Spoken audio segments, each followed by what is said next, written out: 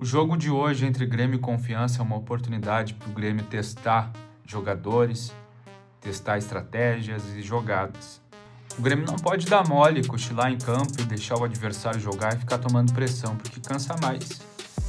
Se quer evoluir, se quer testar novas jogadas, precisa apertar, precisa ser agressivo, não deixar o adversário jogar, ter o controle do jogo, mas jogar para atacar e não ficar distribuindo bola e matando tempo na defesa.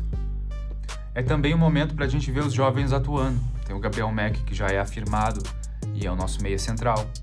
Tem o Thiaguinho, que é uma oportunidade para ele poder jogar. É um jogador que não tem tanta força defensiva, agressiva na marcação, mas é um jogador de distribuição de jogo, bons passes.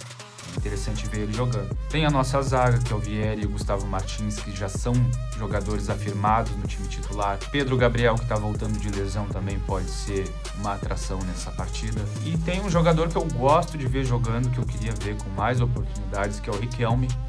Ele é um meia de ligação, ele distribui bem o jogo. E eu gosto que ele vai nos zagueiros, busca a bola e tenta distribuir no meio de campo. Isso é interessante, eu gosto disso.